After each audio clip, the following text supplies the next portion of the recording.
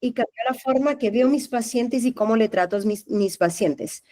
Y lo que a mí me encanta de Eric es que siempre le pregunto y me contesta, apenas pueda me contesta, y yo soy muy preguntona, tengo muchas dudas, muchas preguntas, y lo que a mí me fascina es que yo siempre digo, si no tenemos un diagnóstico, no le tratamos al paciente, siempre estamos patinando en el aceite. Y Eric, a él le derivo todos mis pacientes con problemas de respiración, con problemas de apnea, porque no hay protocolos y sí diagnósticos. Entonces le invité a Eric que nos brinde ahí 45 minutos, una hora de mucho conocimiento, ¿verdad? Si ustedes tienen preguntas, al final creo que abrimos a preguntas. Eric va a hablar en portuñol, cualquier cosa que no entiendan, pregunten, yo les hago la traducción, ¿ok? Le pedí que por favor concentre en el concepto que es muy importante de lo que es, ¿verdad? Cómo se diagnostica, ¿verdad? La falta de respiración o la mala respiración por la nariz. Dale, entonces muchísimas gracias por estar aquí presentes. Eric, adelante. Gracias, Daniela, por invitarme. Buenas noches a todos. Me desculpen por mi portuñol y hablar mejor que puedo para que você entenda que é uma vida de pesquisa. Nos últimos 15 anos, estou a estudar o que Daniela mais me pergunta, que é por que esses pacientes não respiram bem ou por que esses pacientes têm apneia del sueño. É trabalho de pesquisa que envolve time, grupo muito grande de pesquisadores em Universidade de Pensilvânia. Estou a representar time muito grande de profesionales de diversas áreas. Doctor, sí. Antes de empezar, nada más para comentar, como el doctor va a hablar en portuñol, si alguien tiene alguna duda, puede levantar la mano en y dejar el comentario de lo que no entendieron para que la doctora pueda hacer el complemento de la traducción. Entonces, ya dicho esto, los micrófonos están cerrados para el público por el momento, ya hasta el final de la reunión se abren nuevamente. Mira, alguien está transcribiendo la llamada, entonces le están poniendo en español al momento, ahí, en los comentarios. Vale. Tenho três primários objetivos para a charla. Primeiro, de você entender que o que interfere na respiração é a colapsabilidade da via aérea, não é somente a anatomia, mas temos determinantes anatômicos da colapsabilidade. Ainda mais para vocês, odontólogos, qual é o papel da deficiência de maxila em estes determinantes de colapsabilidade? O que temos quando pensamos na via aérea como tubo é que é tubo que os conceitos físicos de tubo, como o diâmetro do tubo, o comprimento do tubo, a espessura do tubo, são os mesmos que determinam em um modelo físico como é na via aérea. E o que faz colapsar é quando a pressão dentro do tubo é menor do que a pressão fora do tubo. E isso que faz com que uma limitação do fluxo de ar, do fluxo aéreo. O que Alan Schwartz é um pesquisador e foi meu mentor em pós-doutorado na UPenn, que foi o primeiro clínico a medir a pressão. Então, Alan sempre disse que podemos medir a pressão da faringe e saber, com base nesta pressão, qual é a pressão que abre a via aérea. Qual a pressão que determina o início do fluxo de via aérea, chamada la pecrite, ou pecrítica. Ela determinou esta pressão titulando CPAP, a pressão positiva, e vendo que há uma pressão que é capaz de reverter o colapso, reverter a obstrução do tubo de via aérea. Quando Alan descreve, em 2007, o conceito de colapsabilidade, o que temos que ter em mente, e este é muito importante para entendermos os sintomas, o cansaço, a fadiga, a sonolência diurna, os sintomas de nossos pacientes, é que temos uma capacidade de, com nossa resposta de musculatura, reverter o colapso de via aérea ou compensar o colapso, tendo que temos uma via aérea que é muito estreita, mas temos como compensar com despertares, com força, com quanto demandamos de energia para manter o fluxo aéreo. Portanto, a P-crítica tem uma pressão que é ativa, que é a capacidade de compensar a pressão e manter a via aérea aberta. O que hacemos em PEN é isso que foi como alguns dos outros pode ter ouvido o termo sonoendoscopia ou drug-induced sleep endoscopy, DISE. É um exame que conseguimos com uma câmera visualizar a via aérea e visualizar os sítios de colapso da via aérea. O que hacemos em PEN é um upgrade de suenoendoscopia, onde usamos um CPAP na máscara nasal, pela narina, na máscara de CPAP, com uma câmera, titulamos a pressão e podemos estabelecer qual é a pressão que reverte o colapso de via aérea, que abre a via aérea e mantém a via aérea não mais colapsada. Com isso, temos algo como medir a quantidade numérica de pressão que reverte a obstrução. Quando desenvolvemos este tipo de pesquisa, utilizamos também 2 tipos de catéter para medir o esforço da via aérea e a localização de colapso, atrás de paladar e atrás de epiglotis. Então, podemos medir um diferencial de pressão entre cada sítio de obstrução na via aérea para entender exatamente como que a via aérea colapsa e como que isto obstrui durante o sono. Na pesquisa conseguimos não só obter a P-crítica que mencionei, que é a pressão que starta, que começa o fluxo, mas também descobrimos que temos uma outra pressão chamada de FOP, que é a pressão que elimina completamente o esforço de respiração, onde temos fluxo sem limitação e sem demanda de esforço para compensar e alcançar a quantidade de ar. Por isso que muitos dos nossos pacientes, quando têm sintomas, podem não estar completamente colapsados, mas uma via aérea chica reduzida pode ser compensada com maior esforço, e esse esforço ser o gerador dos sintomas clínicos que temos em consultório. Esta FOP é uma medida que entendemos que corresponde à anatomia, à carga mecânica de que a via aérea tem para o indivíduo respirar cada vez que inspira e expira. O que observamos na medida que começamos a entender e tentar entender, estudar e tentar entender o que determina essa pressão, é que os indivíduos mais jovens, que têm mais força para compensar o colapso, são os que têm maiores pressões.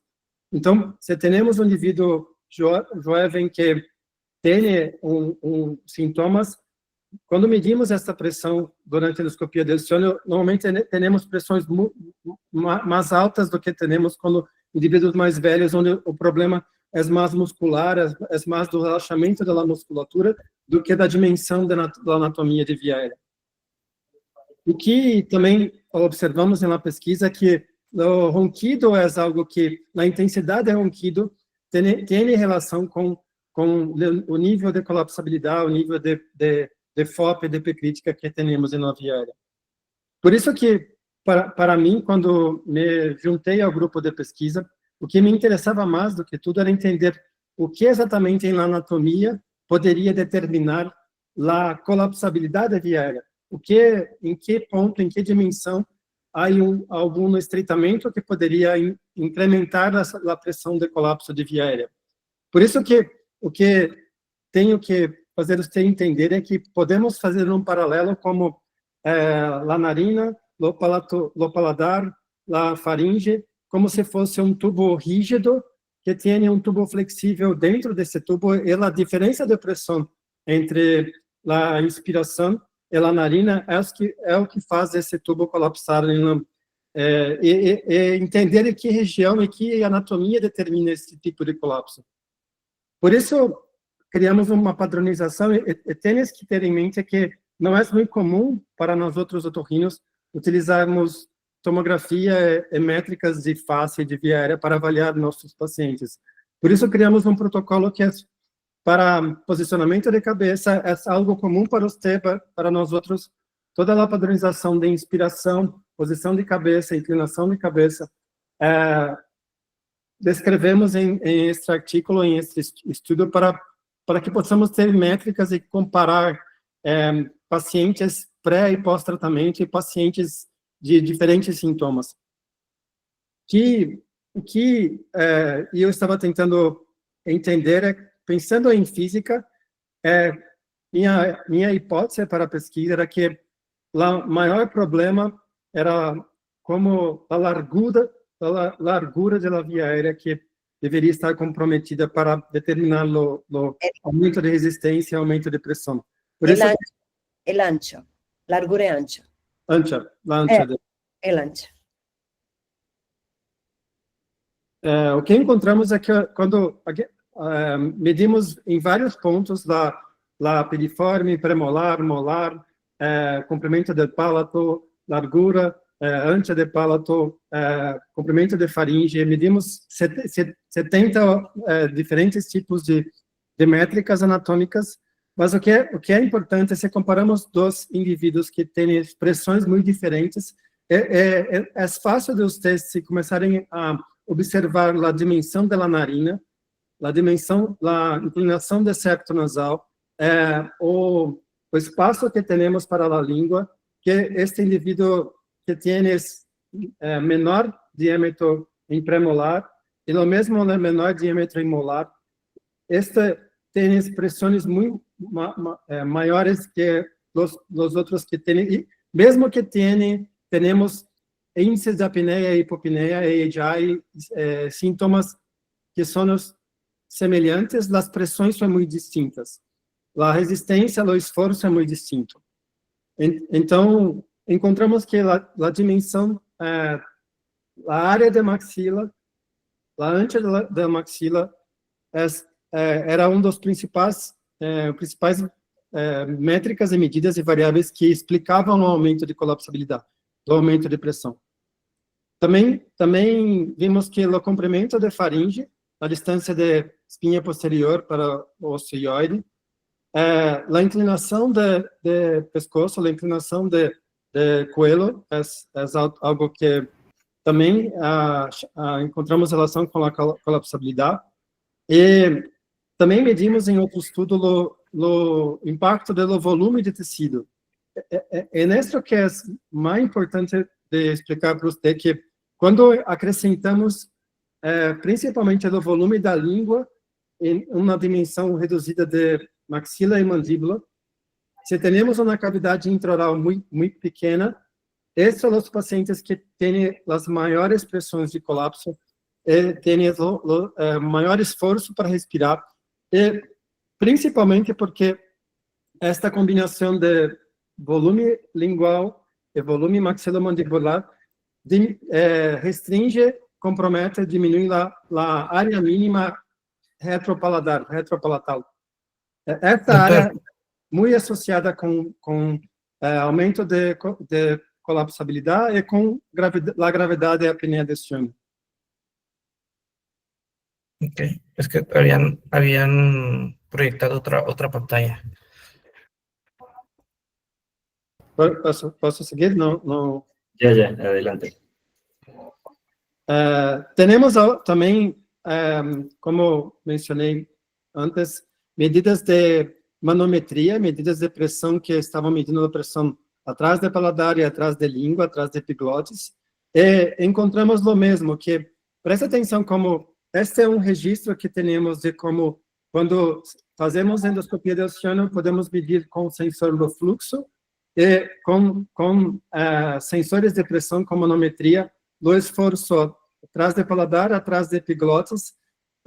Observem como a pressão aumenta na medida que respiramos, a pressão do esforço aumenta muito na medida que o episódio se prolonga. Este sítio retropalatal é o principal sítio que compromete toda a evolução de colapso de via aérea.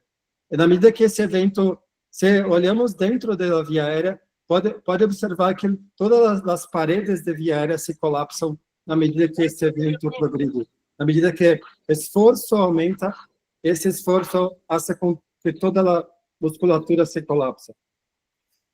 E o primário sítio, o principal sítio, era sempre em todos os nossos pacientes, o retropaladar em 90% dos pacientes.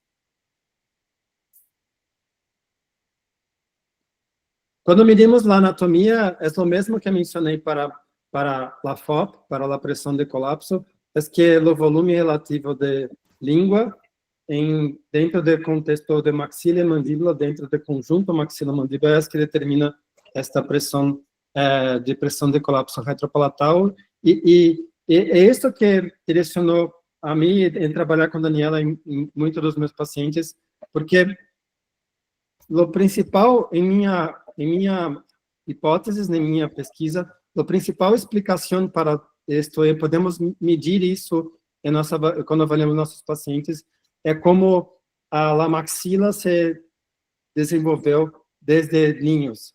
Então, uma das principais teorias de minha pesquisa, as teorias do acoplamento da língua, que desde ninhos, quando começamos o desenvolvimento da via aérea, este determina a formação de arcada superior e, consequentemente, da arcada inferior, e esta composição língua-arcada temos impacto em toda a cavidade nasal e em toda a região retropalatal.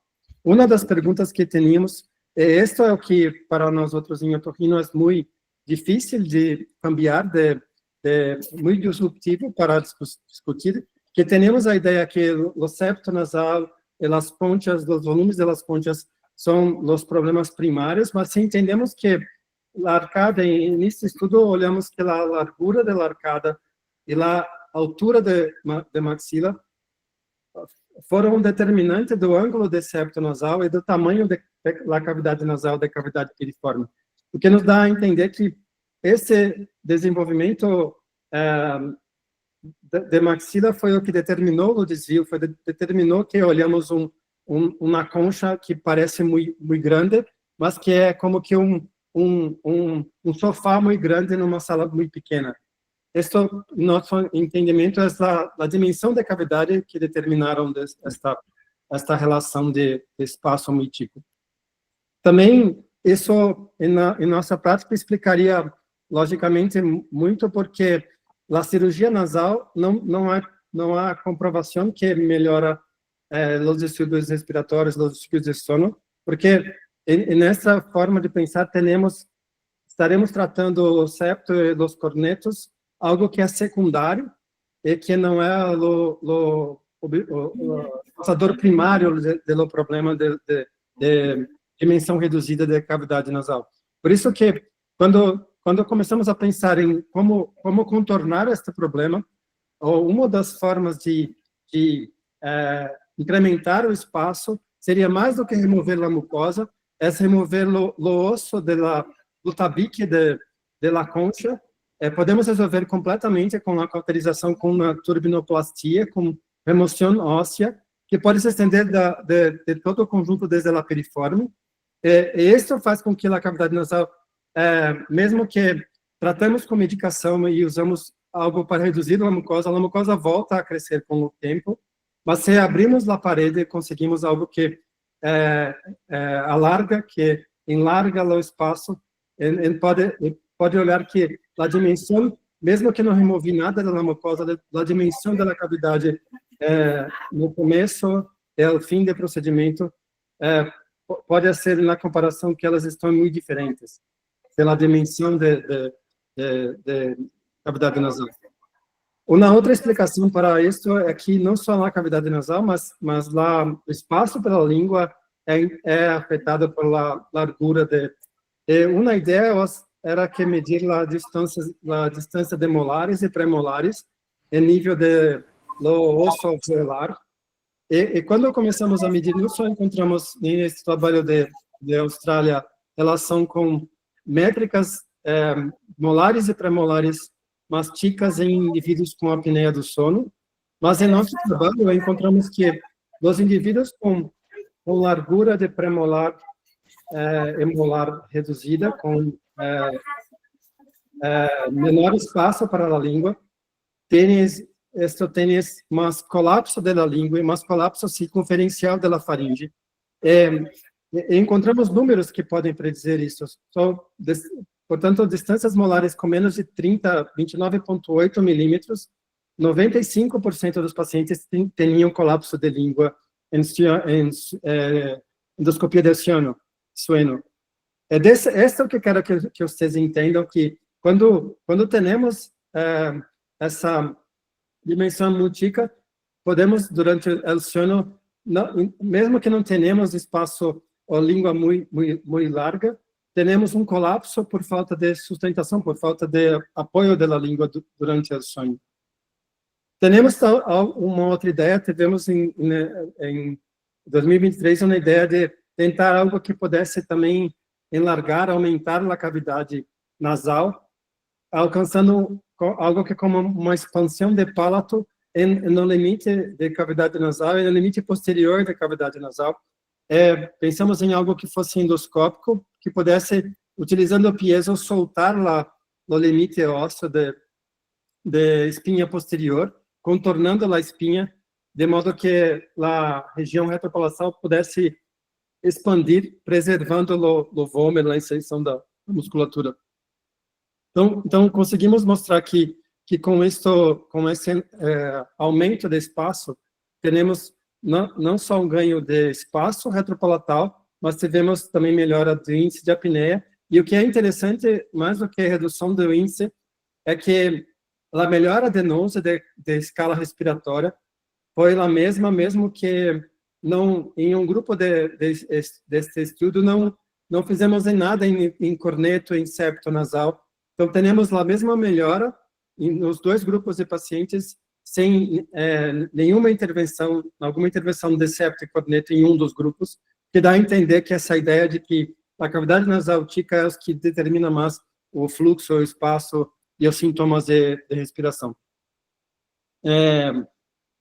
A ideia, estou aberto para discutirmos mais e podemos voltar. A ideia não era fazer uma aula muito detalhada de casos, mas sim que pudesse compartilhar com você o conceito para discutirmos como este conceito pode impactar da forma que você trata os pacientes de vocês. Mas o que quero que tenham em mente é que a dimensão da maxila, a área retropalatal, o volume da língua dentro da cavidade oral é o que mais determina o colapso, aumenta a resistência, e esse esforço aumentado é o que explica muito do sintoma que nossos pacientes têm na nossa clínica diária, nossa prática de clínica diária. Estou aberto para perguntas, estou à disposição se quiserem discutir alguma coisa e voltar em algum slide, em alguma explicação mais técnica. Daniela, pode abrir as perguntas. Dale, mira, ahora ya entiendo que algunos me escribieron que no entiende el portuñol, entonces la idea es darles una pincelada de lo que hace Eric y cómo manejamos los casos conjuntos. Es que mucho más importante, porque siempre me dice acá en Brasil, apnea del sueño. ¿Qué tenés, señor? Tengo apnea obstructiva del sueño central. Todos tienen apnea central obstructiva del sueño. El tema es, Eric, ¿qué clase de apnea tiene? De colapso de la velofaringe, transversal, circunferencial, colapso del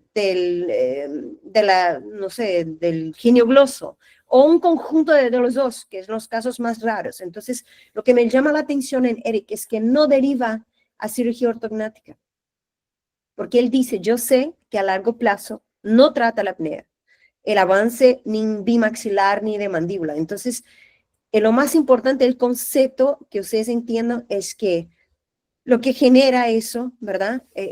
Tremendo esfuerzo en respirar, es que la gente no respira, es como dijo Eric, es la falta de dimensión, tanto el ancho cuanto el largo, la altura del maxilar, ¿verdad?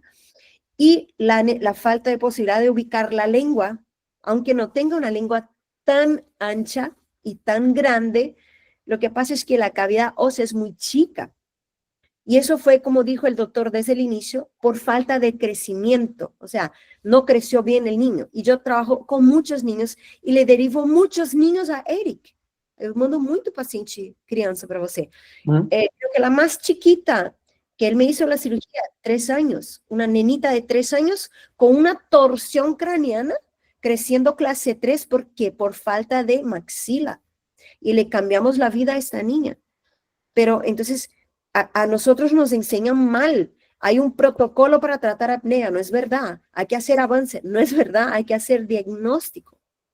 Y creo que la primera vez que escucho en mi vida un otorrino que piensa igual, o sea, que llegamos a un conjunto de que le derivo a él, que no es mi especialidad, ¿verdad? Que me diga cuál es el diagnóstico, qué tiene mi paciente, qué le falta. Y ahí en conjunto le vamos a tratar. Una pregunta a Eric. Eric, minha pergunta. Muitos pacientes na ortodontia fazem extração de dentes. Isso não faz com que a arcada diminua? Le estoy preguntando que todavía se hacen muchas extracciones de premolares en ortodoncia. Yo no, pero hacen.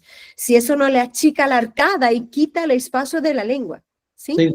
E o que é mais importante que tentei explicar em muitos dos estudos que compartilhei lá, mesmo para a ortognática, o que determina o colapso e a resistência de via aérea é a área mínima retropaladar.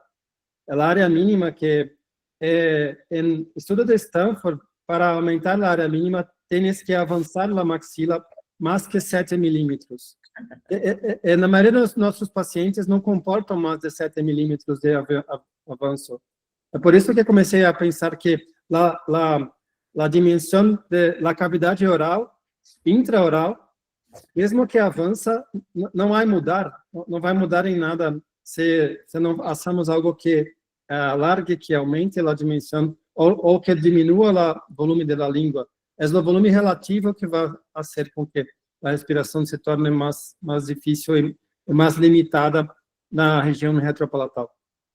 Lo mesmo tentei dizer a você que quando trabalhamos em septo nasal ou em mucosa de concha nasal, não estamos de fato a alargar a cavidade e de forma que diminuímos a resistência e melhoramos a forma que os pacientes vão fazer esforço para respirar. O esforço é algo que determina muito os sintomas, determina muito a pressão da faringe. Isto podemos medir em nossos pacientes, medir as dimensões premolares, dimensão piriforme, área retropalatal, podemos medir de forma objetiva em nossa prática, em nossa clínica. Entonces, mira, es la primera vez que trabajo con un otorrino que pide tomografía. Pues la mayoría en Brasil no piden tomografía. Cuando piden no sabe qué mirar. Miro el paciente con un endoscopio, una cámara y dice, acá no hay problema. Y Eric me dice, oye, no sé qué, mira mis colegas, tremendo, trancadísimo desde el inicio hasta el vómer. O sea, este niño no respira o esta niña no respira. Es enorme y los otorrinos no miran, no piden, no hacen diagnóstico. Eso creo que es importante decir a tus otorrinos, oye, han de estudiar, eso ha cambiado, ¿verdad? Hay una métrica, hay medidas, está comprobado, está publicado, y eso es lo que hay que sacar medidas y hacer diagnóstico. Entonces me llegan los pacientes con corticoides y yo, hello, o sea, una turbina enorme con, o sea, el tabique óseo a un lado, o sea, totalmente desplazado, no respira, trancadísimo. Me dice el otorrino, no, es que va a ser un tratamiento de 3 meses con corticoides. No es tejido blando, tremendo tabique óseo que hay que quitarle. Y más, algo que Eric no comentó, yo he entrado en sus cirugías y me dijo, eso solo escuché de Eric, ¿verdad? Y me mostró, yo tengo las cirugías, él hace videos de sus cirugías, me mostró que hay arterias que están dilatadas, enormes, entonces eso se llena de sangre y trae tremendo aporte sanguíneo, ¿verdad? Y aporte de células, entonces esto se ensancha y sigue creciendo, ¿verdad? Este cornete, esa turbina enorme, y acá en Brasil se suele quitar solo tejido blando. Yo termino mis pacientes sin propiocepción, no entiende que tiene una nariz en cara, no saben usar la nariz, ¿verdad? Con el tabique óseo ahí, pero sin tejido blando. No es el tejido blando, es el tejido duro.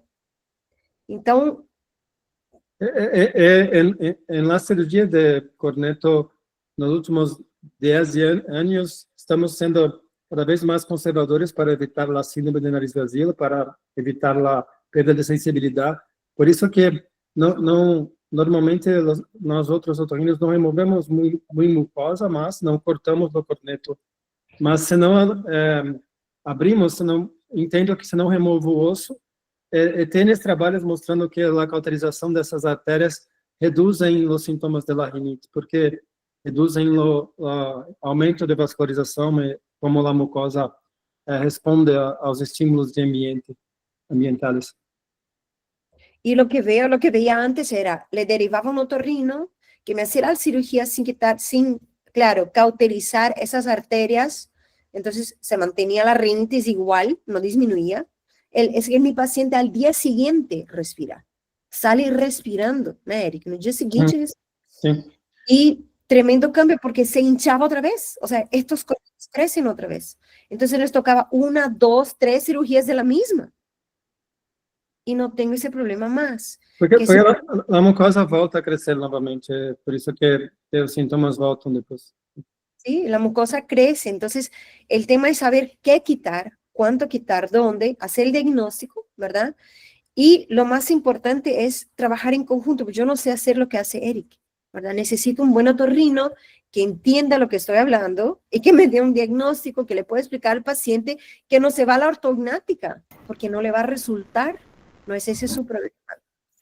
Posso compartilhar com vocês uma pasta, drive com todos os artículos, mas quando eu comecei minha tese era para entender por que meus pacientes não melhoravam ou porque voltavam com os mesmos sintomas depois de 2 anos.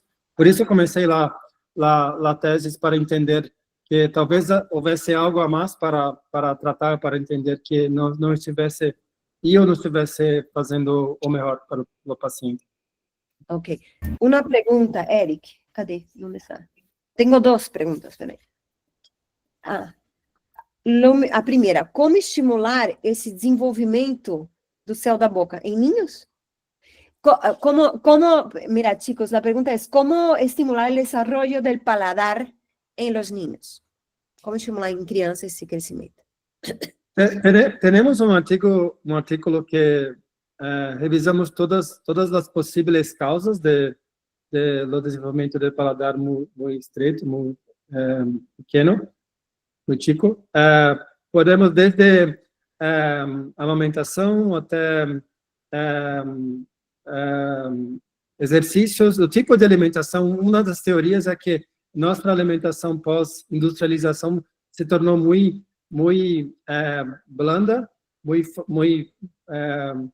como algo que nossos músculos não estão a processar, a trabalhar muito, mas com fonoterapia, com terapia miofuncional, podemos, desde ninhos, tentar trabalhar com a língua, com a musculatura da mastigação para ajudar com o desenvolvimento. É o que no Brasil tenho recomendado para nossos pacientes.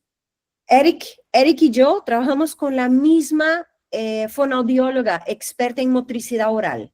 Entonces, no se va al fonoaudiólogo a trabajar fonación. Se va a trabajar, yo le pido 2 cosas a los niños. Número 1, primero, le doy la posibilidad que ella pueda trabajar. Si tiene tremenda estrechez, no sube la lengua. Entonces, voy a hacer algo que sea suave, que le imite la naturaleza y que se pueda ensanchar el paladar. Entonces, a la fono le pido 2 cosas. Primero, que le enseñe al niño a ubicar la lengua cuando trague, la deglutición, que es importante, al tragar. Y número 2, que le enseñe al niño respirar con la lengua arriba. Porque estos niños no respiran, la lengua no sube. Y más importante, yo le digo a Eric, mírame el frenillo lingual, corto frío lingual. La mayoría viene con tremendos frenillos linguales. Passam por vários, Eric. Você tem uma metodologia para avaliar a sua? Ou... Temos alguns métodos de olhar quanto que o frenido limita a movimentação de língua, mas não acho que quando medimos com a boca aberta, dos métodos é abrir a boca e avaliar quanto a língua alcança o paladar duro, mas temos frenidos que ocupam a porcentagem de frenido em relação ao comprimento livre da língua é muito útil, porque temos que, quando é maior que metade da língua, normalmente o estudo de Stanford mostra que limita o desenvolvimento da maxila. Perfecto.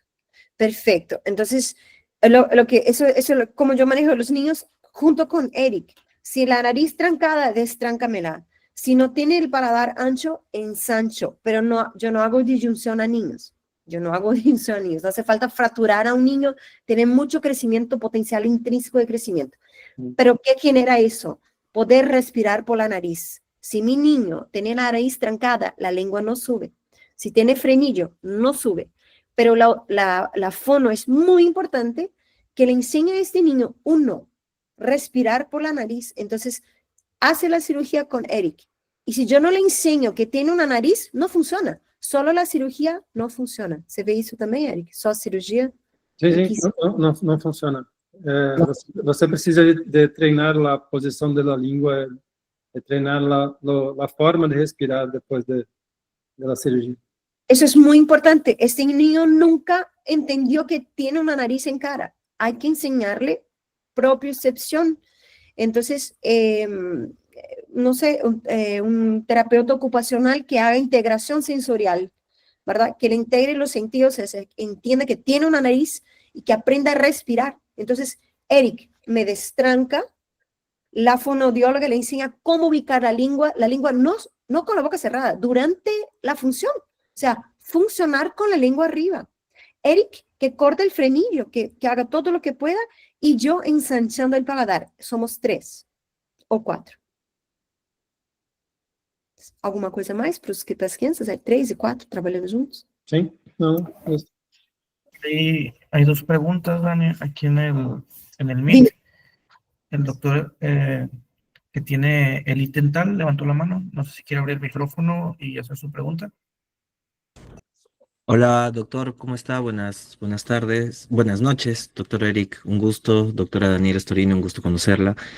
Bueno, mi pregunta era, yo ahora también estoy viendo el tema de respiración aquí en Perú, estoy llevando un curso muy interesante de respiración y me parece un punto muy importante, pero hay una pregunta que sí le quisiera hacer a un otorrino, que es que hay pacientes que, por ejemplo, se les indican obviamente tomografías médicas, y las tomografías dentales también tienen un alto nivel para poder ver el tema de diagnóstico.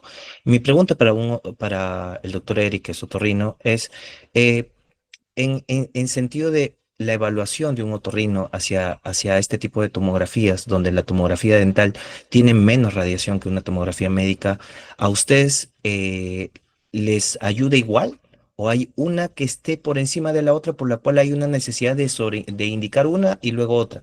Porque nosotros como ortodoncistas indicamos tomografías para poder evaluar todo el macizo craneal, y en esa misma, ahora que a veces los otorrinos, así como la doctora Daniela comenta, que no hacen mucho caso del tema estructural, yo les envío en la interconsulta a mis pacientes también el tema de fotos de algunos cortes tomográficos dentales que no sé qué tanto lo pueda valorar con respecto a una tomografía médica. Esa es mi pregunta, doctor. Sí. No, la tomografia dentales me ayudan igual. O que preciso, peço para a radiologia odontológica em Brasil que me dê FOV, algo que 16, 18 centímetros, para que eu tenha algo desde hioide para narina, de teto de nariz, que posso medir toda a dimensão de via aérea. É suficiente para... Posso compartilhar com você o protocolo, é suficiente para medir contraste entre ar e osso. Não precisa de alta definição, não precisa ser algo que o médico... Posso usar a mesma que a Daniela pede em maior parte dos pacientes. Ela me encaminha a tomografia da clínica dela para que vá a ser as medidas. Se você Excelente. se permitir, eu comparto com eles. Pode, eu ponho em espanhol para eles o corte. Les voy a poner a ustedes los cortes que pide Eric en español y comparto en el grupo, ¿está bien? Con ustedes, ¿cómo se pide? Excelente. Gracias, doctoras. Gracias, doctora. Tenemos una pregunta en el chat, Daniela, no sé si la quieras leer tú en portugués para que no la repitamos. Ah, ok, que ha cambiado en diagnóstico. Antes usábamos tomografía, pero dependía mucho del paciente o de quién tomaba el estudio. Ah, me interesa lo que comenta de quitar tejido. Ok. Aqui a pergunta é, o que mudou no diagnóstico? Porque antes usávamos a tomografia, mas dependia muito do paciente ou de quem tomava a tomografia. Não entendi, né? Se vamos avaliar e medir, essa é uma pergunta importante e interessante, porque se vamos avaliar a dimensão de via aérea, em muitos estudos de ortognática ainda mais, que medimos o volume de via aérea, a área de via aérea, la posición del cuello, la posición de la cabeza, la inspiración, expiración, cambia el volumen de vía aérea, independiente de cualquier otro tratamiento. Por eso que tenemos, sí, podemos hacer algo que es padronizado. Tenho orientações que a Daniela vai compartilhar com você, que pode pedir para o paciente sorrir, inspirar, respirar, e temos uma aquisição com cabeça neutra, mas se medimos tecidos duros, muitas das nossas referências não serão primordiais para a via aérea, não serão afetadas pela posição da cabeça, porque os softwares podemos corrigir a posição do ângulo de inclinação de cabeça para fazer as medidas serem confiáveis. Ok. Contestar, o sea, se puede con el software, ¿verdad? Cambiar la posición de la cabeza, entonces no cambia mucho, ya no dependemos tanto del operador y del paciente con la tomografía. Pero mira, yo le pido a mis pacientes ya tomografía odontológica, pero un buen centro con buena calidad. Llega con calidad para usted. O sea, un buen centro. Yo me fui al centro de diagnóstico, hablé con la dueña, le expliqué qué necesitaba, me dijo que sí, y le derivo ahí todos mis pacientes que son con Eric, porque ya llegan a Eric, ya con el estudio. ¿Más preguntas? La misma pregunta contenía que decía al final que le interesa lo que comentaba el doctor, que removía el tejido duro, que eso es lo innovador de la técnica. Ah, sí, por eso me encantó la técnica de Eric. Es eso, que antes, cuando yo le derivaba a los otorrinos, yo me fui, o sea, varias veces a ver la cirugía. Era con un clamp, ¿verdad? Estiraba el tejido blando, cortaba el tejido blando y hasta ahí. Y cuando yo veo a Eric que corta el tejido, yo dije, uy, este tabique óseo, ¿de dónde salió? Enorme. Es lo que mantiene la turbina tan grande.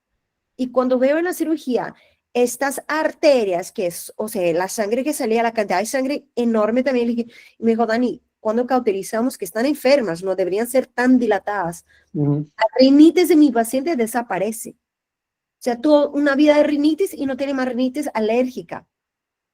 Entonces, había sido que la rinitis no es tan alérgica. Porque la espessura de la mucosa no es lo que aumenta más lo corneto, mas tienes lo tabique óseo y los novelos de vasos que están dentro de lo corneto. Sí, y cuando cauterizamos essas arterias que irrigam este novelo, le reduce muy el tamaño de la turbina sin cortar alguna mucosa. Posso compartilhar vídeos, como mostrei há pouco, que não tiramos nada de mucosa. Não vamos alterar a sensibilidade Gracias. da mucosa. Sí. Eso es lo más importante, que no se altere la propiocepción. La nariz funciona por propiocepción. ¿Quién tiene esta inflamación, esa rinitis? Es una disfunción. No sabemos de dónde. Estamos en eso. Vamos a encontrarlo. Es una disfunción propioceptiva. Entonces, del vagus. Entonces, vamos a eso. ¿Por qué tenemos? No sabemos. Estamos tratando todavía el síntoma. No llegamos a la causa. Pero como dijo Eric, esta telangiectasia ¿verdad? Estas arterias ahí hay que cauterizar. Eso es lo más importante. Y es impresionante porque se va la rinitis. Toda una vida de rinitis alérgica al perro, al gato, al no sé qué cosa, a la alfombra, desaparece como magia. Esa era la rinitis. Tienes un estudio de Japón, de profesor en Japón, que la mejora algo que 80% de sintomas de la rinitis con este tipo de técnica, con esta técnica. ¿Ok? Entonces, hay una información más para ustedes, importante. Se pensamos que tentei explicar que la diâmetro de nariz, la espessura de cavidade, a vazão de cavidade, não é muito afetada pelo locepto, o que quis dizer que quando reduzimos o tabique ósseo, é mínimo que precisamos de, mesmo em adultos ou ninhos, de remover ou mexer em cartilagem do septo nasal. Essa é a maior diferença deste tipo de conceito de abordagem, que o septo não é o centro do problema. O que quis explicar quando hacemos estudo mexendo, corrigindo e não corrigindo o septo, é que o resultado foi o mesmo. Eric, uma excelente pergunta. Ó, ¿cree usted, doctor, que cuando hacemos... No, espera. ¿Dónde está? Mi pregunta es la siguiente. En pacientes en crecimiento, ¿a cuál edad es el momento idóneo para hacer un diagnóstico de apneia del sueño, considerando a edad e gênero do paciente? Qual é a melhor idade para fazer o diagnóstico de apneia de sonho? Entendeu?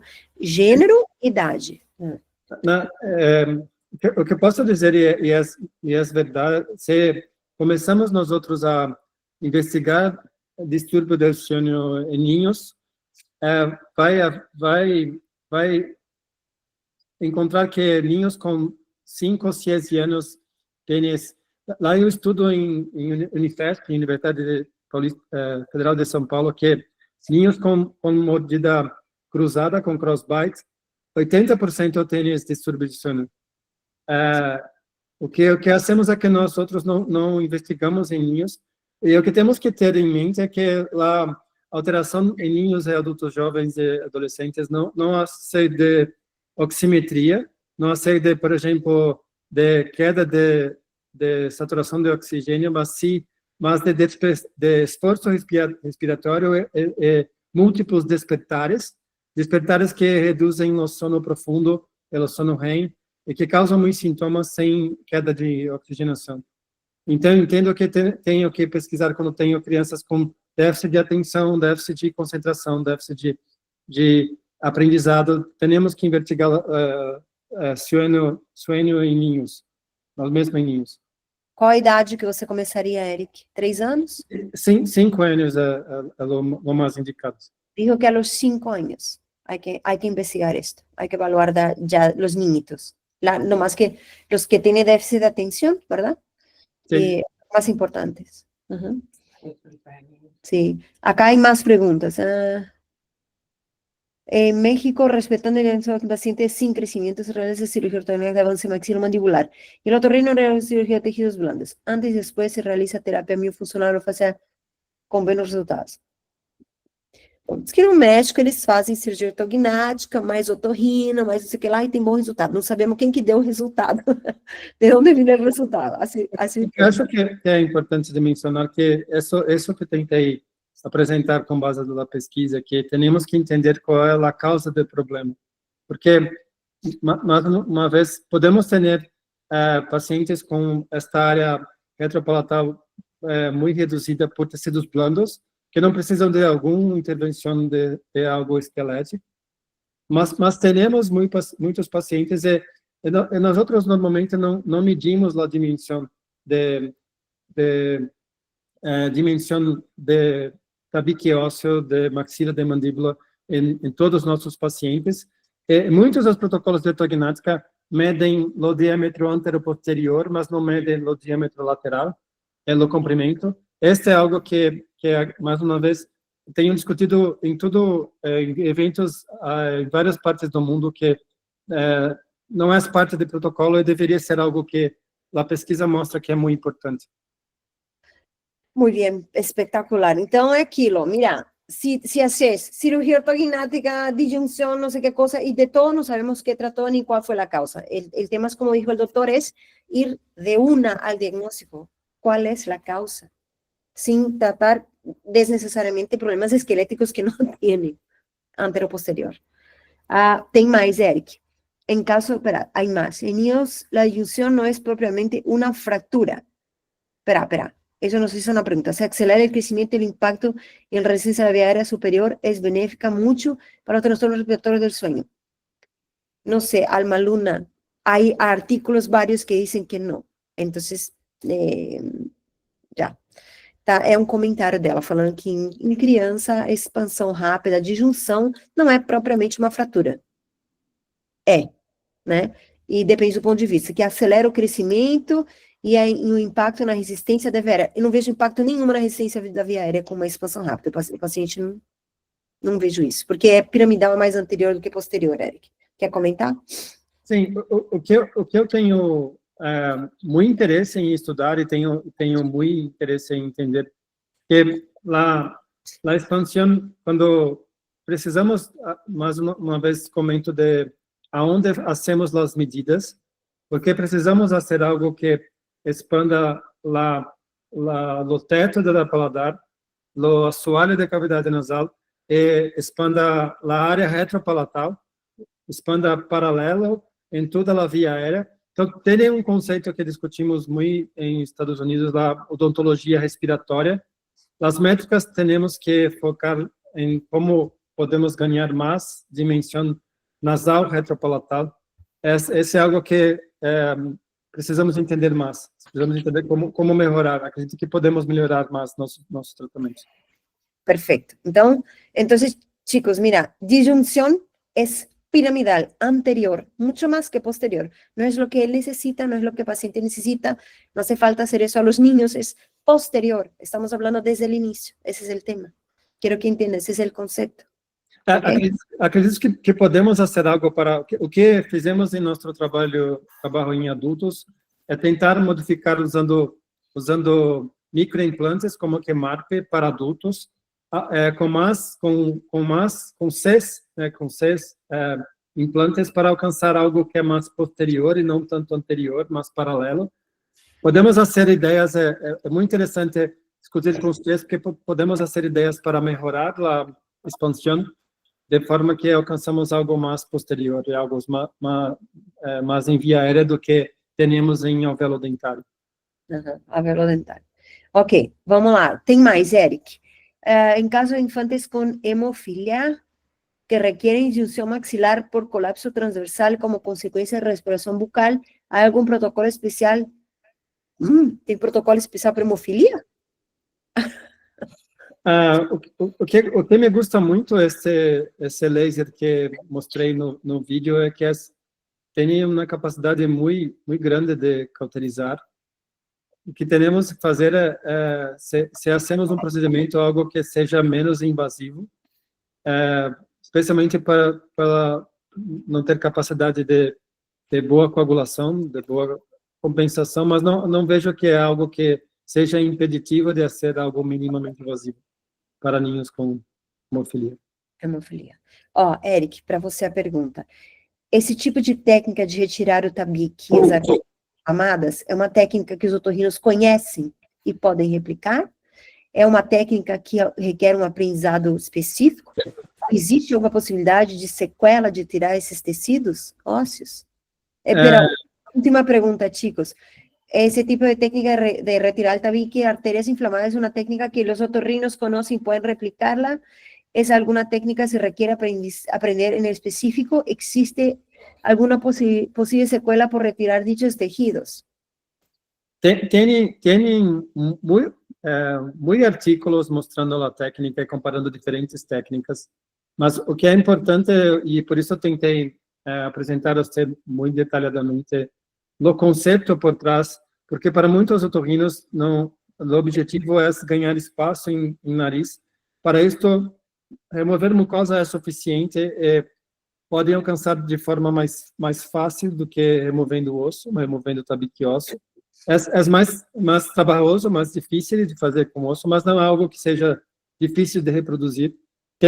Temos muitos artigos, posso compartilhar com você, diversos artigos de técnicas diferentes de fazer com laser, sem laser, de redução de tabique ósseo. O nome é turbinoplastia submucosa ou turbinectomia submucosa, há diferentes tipos de nomes, mas é conhecido. O mais importante é explicar ou convencer ou ter alguém que trabalha com você que entenda o conceito mais do que a técnica.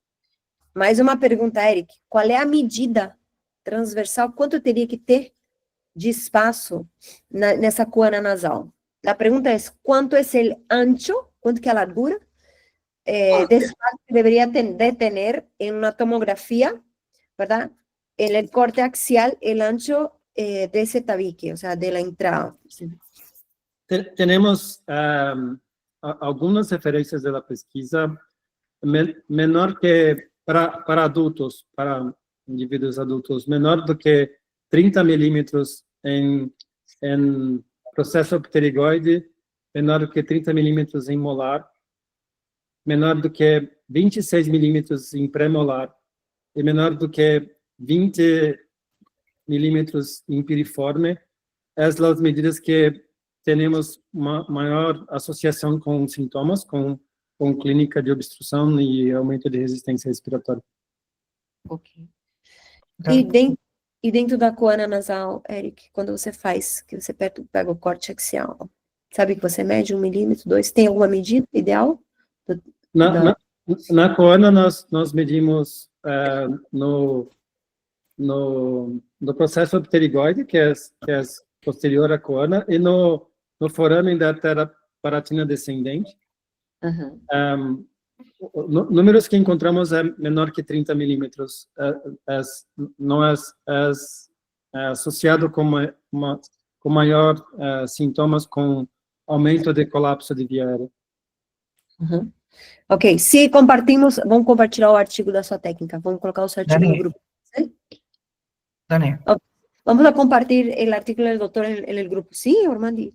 Sim? preguntan que si la técnica es una técnica que ya conocen los otorrinos y la pueden hacer o replicar, o requieren aprender la técnica en específico. Hay que aprender la técnica porque la mayoría solo quita tejidos blandos. Vamos a compartir el artículo de Eric, ¿ok?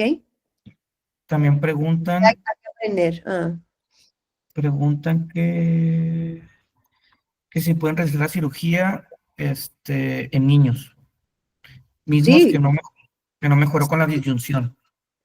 Mira, yo no sé decirte, o sea, no es que no mejoró con la disyunción, yo no hago disyunción en niños, pero la niña más chica que me hizo Eric, trancadísima, tenía 3 años la niña, tremenda clase 3, lembra da Alice?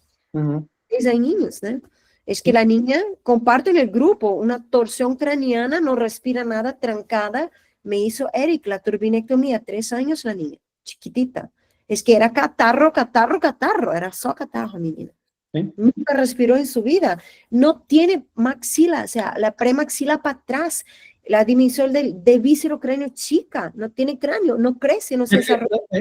Criamos um estado que se não respira, não fecha a boca, não cerra a boca, senão a língua não acopla, não desenvolve a maxila. Criamos um ciclo que não melhora se não fazemos algo para Perfecto. Perfecto. Esta niña clase 3 completa a los 3 años. ¿Qué hago yo? Que crezca y sí, ortognática, ¿no? Que ella pueda crecer bien, que respire. Entonces, desde chiquita. Hay más. Cuando hay una reducción en la zona de la hipofaringe, ¿qué se puede hacer? Quando tem uma redução na hipofaringe. Posso responder as duas, do espaço retropalatal e hipofaringe. Que temos que entender que o colapso infrapalatal, isso que mostrei quando mostrei o vídeo de colapso infrapalatal, normalmente é secundário ao colapso retropalatal, acontece por aumento de esforço respiratório, mas temos dados também, estará em estudos que eu vou compartilhar com você, que quando aumentamos o espaço para a língua, a mudança de posição da língua melhorou o espaço retroglossal infrapalatal. Então, temos mudança do espaço total de faringe quando mudamos a posição da língua. Em relação ao aumento da região, podemos tentar, há técnicas de faringoplastia para aumentar a região retropalatal, intervindo em tecidos blandos.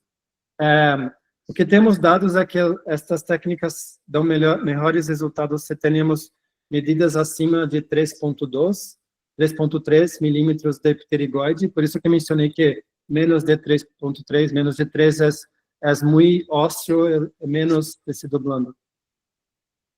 Ok.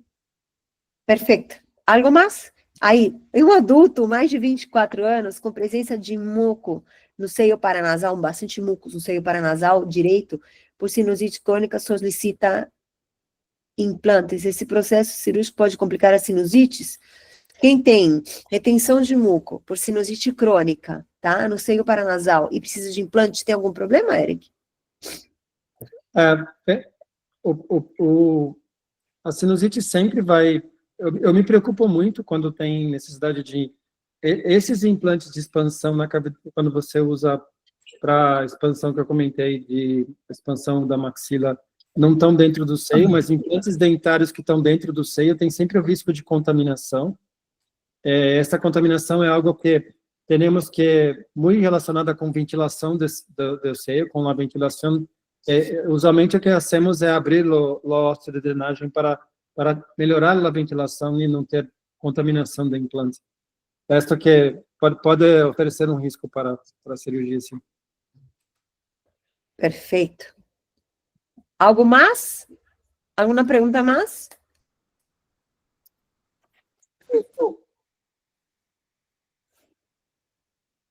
Hola, Ormandi. ¿Sin preguntas? Sí, hay. Así, las que estoy leyendo, porque hay unas que se quedaron atrasadas. Pregunta, ¿es posible la remoción mucosa que menciona cuando la reducción del espacio es a nivel del espacio faríngeo retroglossal? Ya contestó. ¿Ya la contestó? Ok. Ya. Y pregunta, buenas tardes, a manera de comentario, en México actualmente existen protocolos como el Respira, Duerme y Sonríe, muy buenos puestos en práctica en diferentes posgrados a nivel nacional. Este protocolo está desarrollado por ortodoncistas, otorrinos y pediatras capacitados en el área. Pues apenas que nos diga cómo es, no sabríamos. Lá, paciente de 15 anos, sexo masculino, requer expansão maxilar com ocupamento parcial, seno maxilar esquerdo, presença de imagens hipodensas em seu interior compatível com enfisema. Ou esses são se hacemos implantes em cavidade nasal, ou MARP, ou mini implantes, ou IREX híbrido, que não há ser implantes em seio maxilar, não há necessidade, pode fazer a expansão, não vai contaminar o implante. Ok. Só implante dentário, mas o mini implante não. Implante não. El mini implante, o sea, el tornillo temporal, o sea, no pasa nada, metemos el seno a cada rato, si está,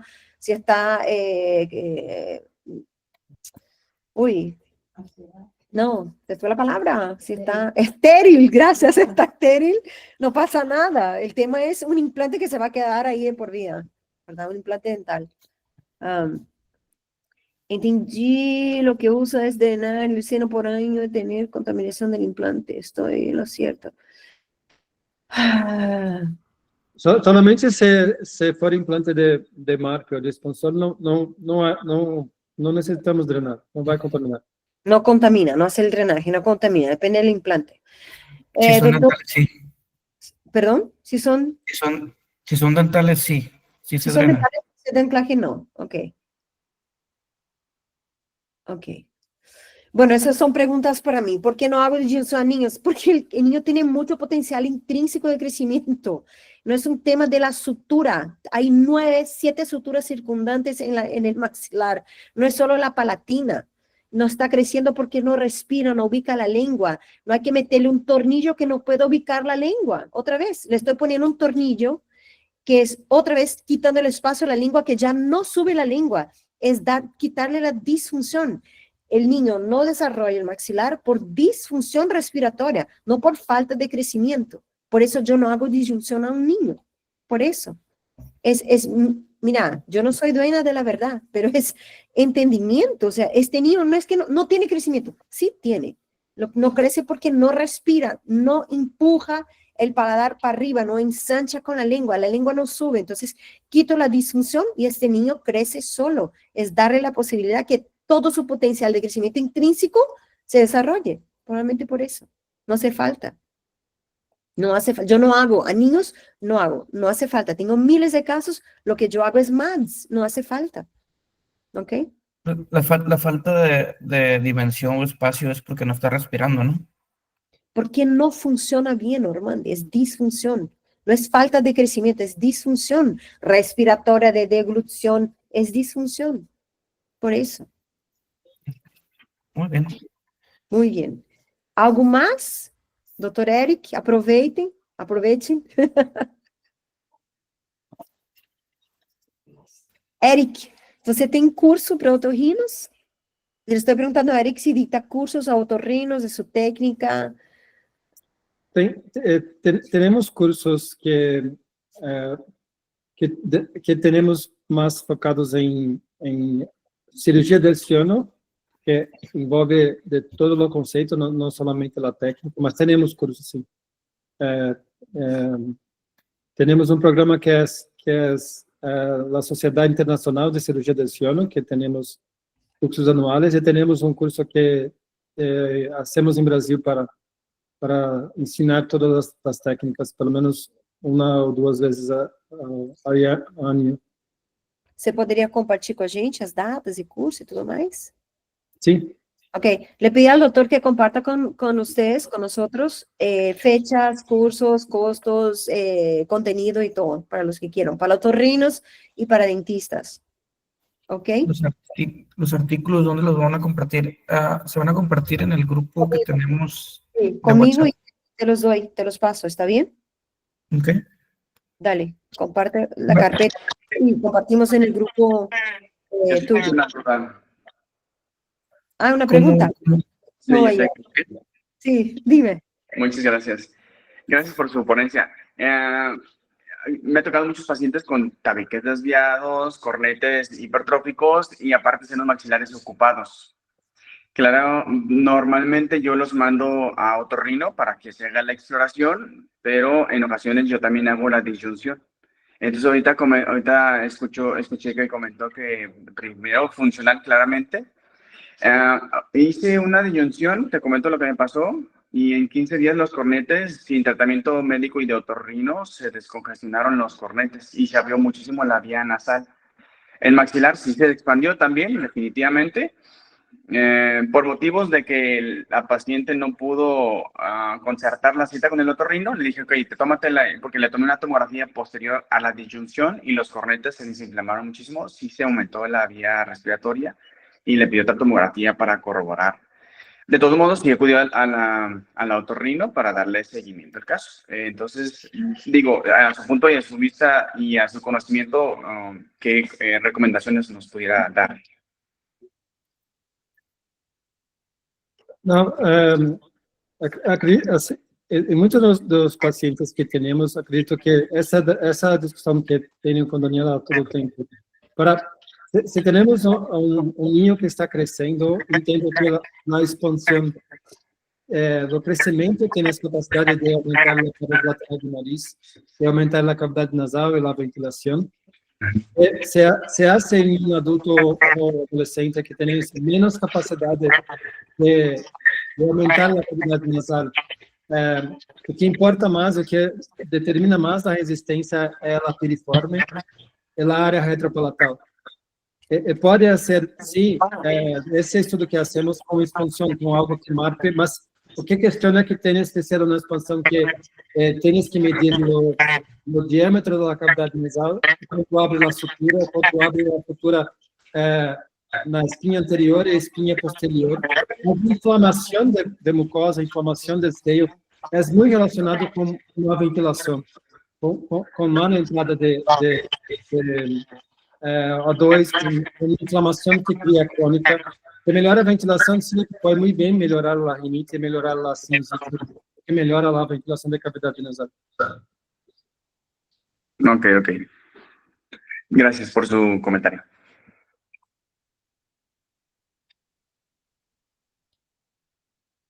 Mira, uma pergunta. Ó, Eric, se a gente tem evidenciado mudanças posturais do iode antes e depois do tratamento, se é significativo? Aquela pergunta do Dr. Jaime, se ha evidenciado cambios posturales de ioides antes e depois do tratamento, é significativo? É muito interessante, porque eu tenho estudado ioide e hacemos, não trouxe para a charla para não aumentar a discussão, mas tenho usado com ultrassom algo que entendo para medir a resposta do ioide à restrição respiratória, à limitação de fluxo. E entendo que a posição barra de ioide é uma resposta compensatória, é uma resposta da compensação de colapso aumentado de via aérea.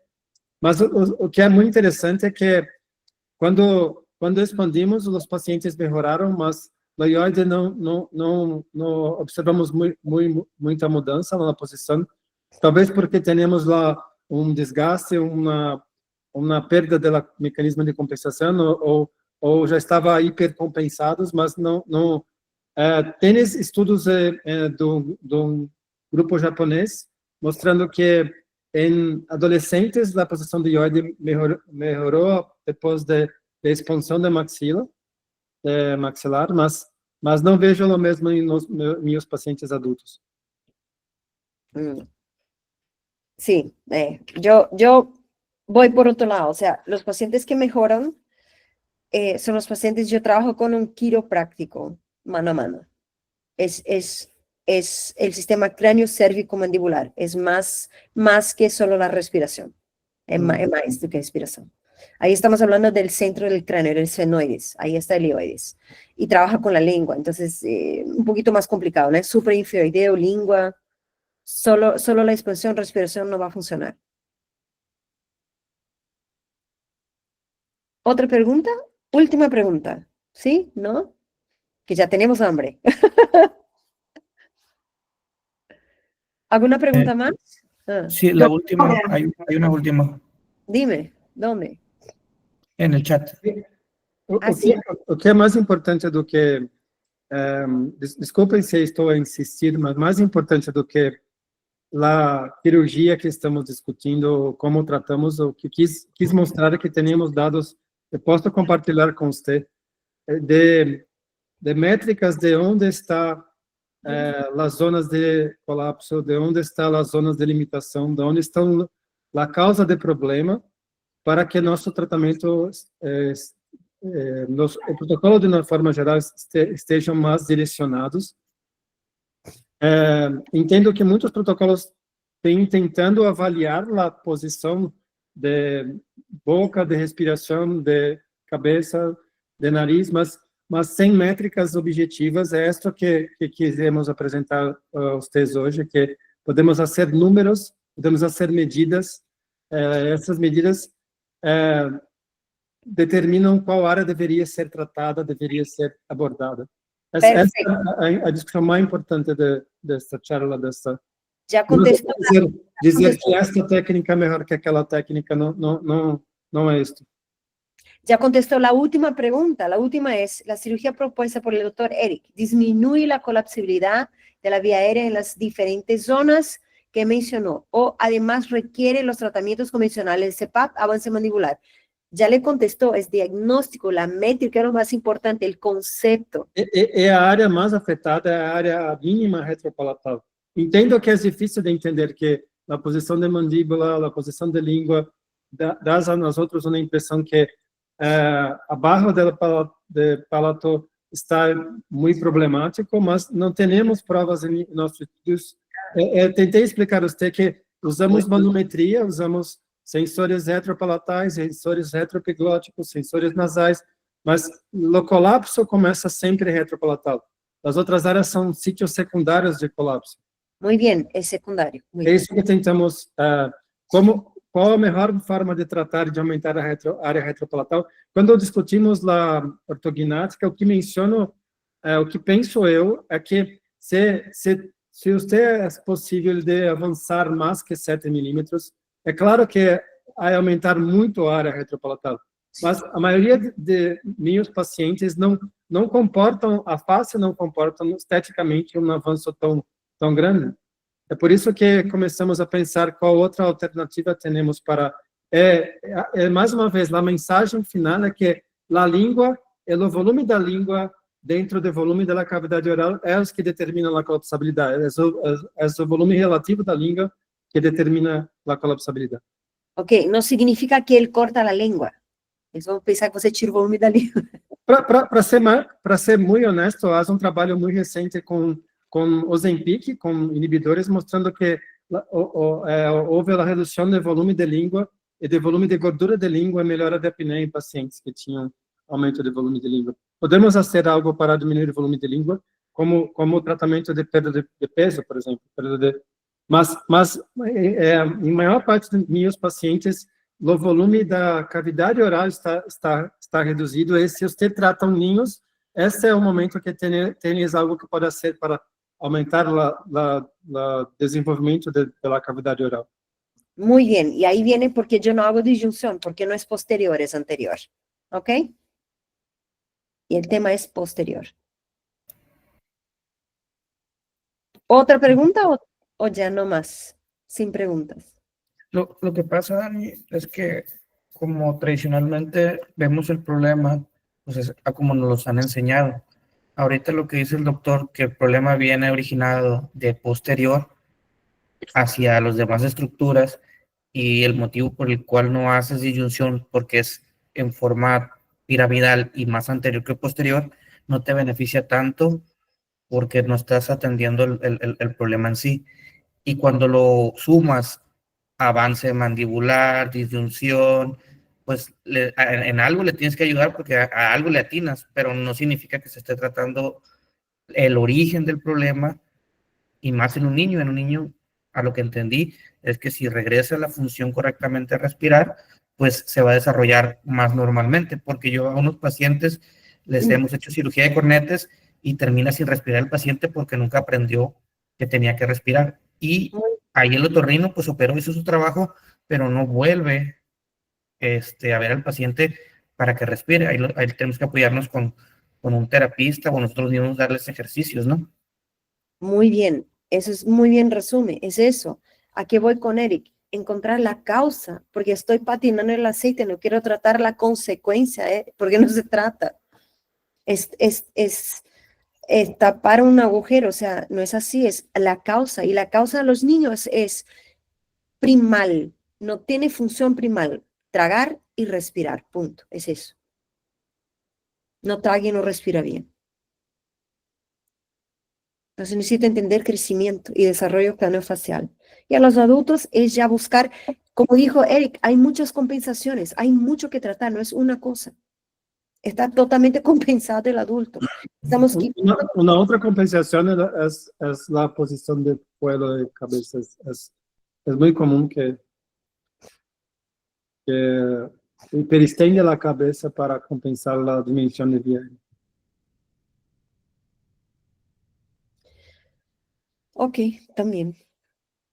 Mira, ya aquí otro, pero sí ayuda un poco la discusión, lo he visto en mi consulta. Mira, Raquel, no estamos hablando de lo que veo en mi consulta, estamos hablando de artículos científicos, lo que está publicado. Y no hay nada. Hay un artículo padrísimo, voy a compartir con ustedes, de otorrinos, que demuestra que a los niños con apnea no se debe disyuntar, porque no mejora nada la apnea. Es una revisión bibliográfica espectacular, Umbrella, o sea, paraguas, es la mejor que hay, de 2024. Entonces, no estoy hablando de lo que veo en mi consulta, estoy hablando de evidencia científica. Lo más moderno que hay, por eso le traje a Eric, es lo más moderno. No lo que aprendimos, pero hay que reevaluar todo eso. Hay que reaprender quizás. Voy a compartir el artigo com vocês. Sabe qual que é, né, Eric? A revisão Umbrella do otorrino, que fala que as crianças com apneia não façam disjunção, não melhora.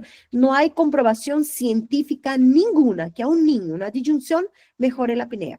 Punto, está publicado. Uma revisión bibliográfica Umbrella. Ya, de eso estoy hablando. Entonces no hace falta.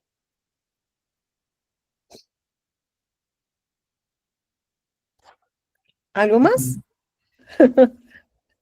Muy bien. Bueno, Entonces, aí, Eric, Graças. muito obrigado. Olha, 210 pessoas numa segunda-feira à noite, parabéns, Eric. Graças. Gracias, Eric. Muito obrigado. Gracias a todos ustedes. Graças a todos. Lunes a la noche, hora de Brasil, nosotros muertos de hambre.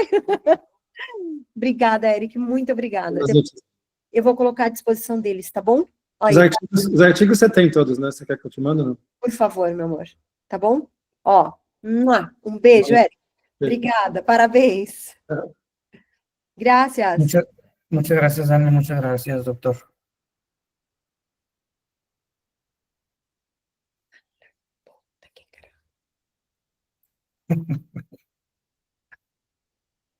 Listo.